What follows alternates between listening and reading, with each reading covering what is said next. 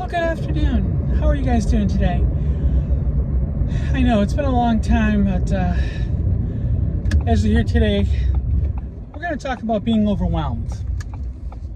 Hang on, we'll be right back. So like anybody else, writers and self-employed people, we get overwhelmed. So what is overwhelm? Well, you can basically think about it as having too many things piled on top of you at one time.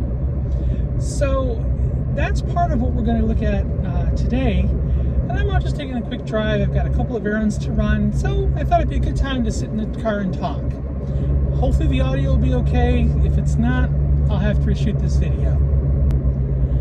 Before we get into being overwhelmed, I want to say welcome back to the channel. If you're new, I'm Robin Christine DeMarco. I'm a full-time writer, or trying to be, I should say.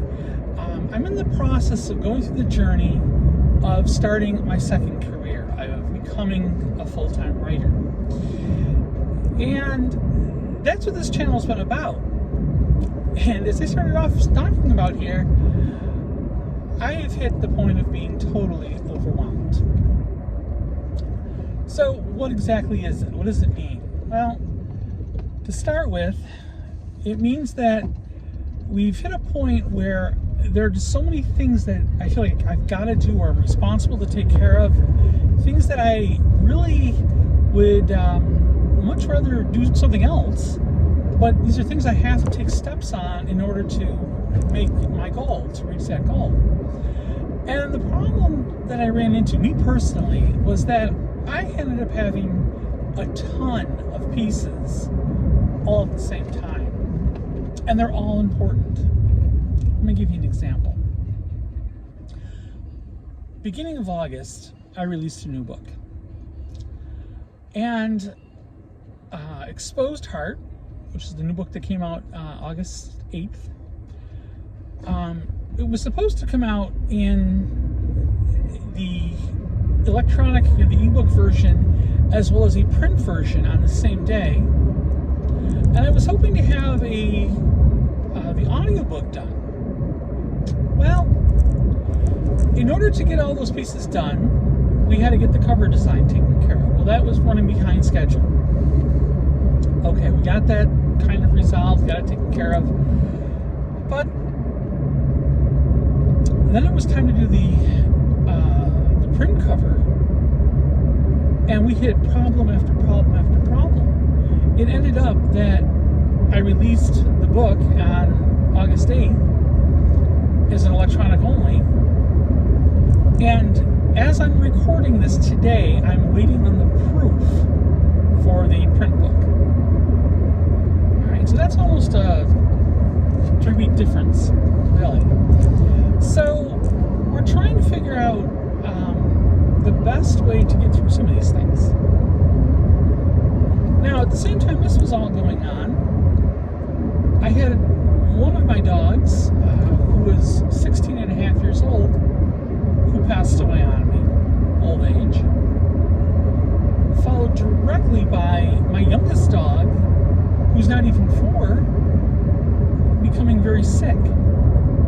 So I've spent the last 3 weeks running back and forth to the vet, trying to get him patched up, get everything taken care of there. I've been trying to take care of getting the print covers done, get these books out. I'm in the process, if you aren't one of my subscribers to my newsletter, I'm in the process of rebuilding an office. The office I was working in was down in the basement. We had some flooding issues. I changed the room around to make it into an office. I'm still in the process of trying to finish that up and get my recording studio built so that I can do my audiobooks, and that still isn't done. So what I had was all these little things that had to be taken care of that were just feeling overwhelming. I was just swamped. And it got to the point that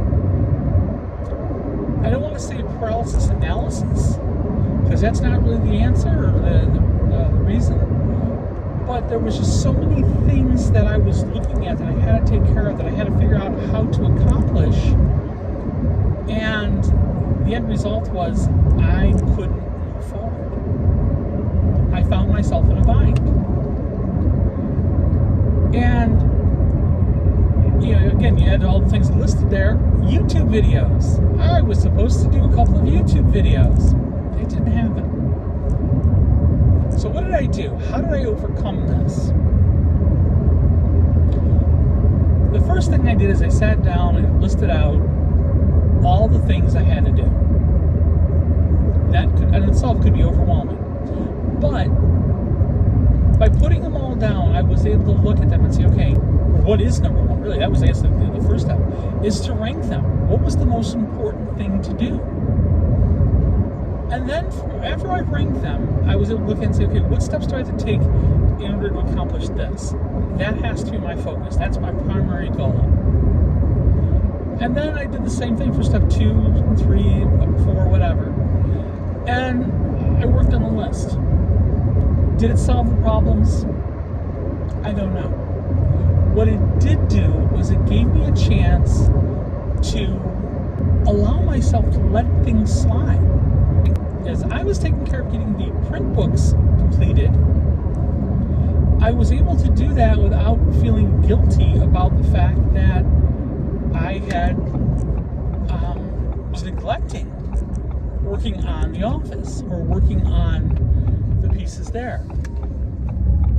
So we'll see. That's the best I can say. So what are the goals? How does that affect my overall hope for the future or whatever we'd be doing? It really doesn't change anything, to be very honest. And the reason for that is what I plan to do is exactly the same as what I was doing. I'm using the time. I'm creating the new material. I'm taking care of getting the books up.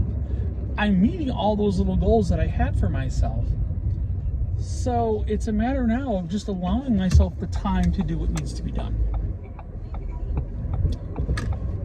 So if you find yourself in a position where you're feeling totally overwhelmed, my suggestion, try putting it down.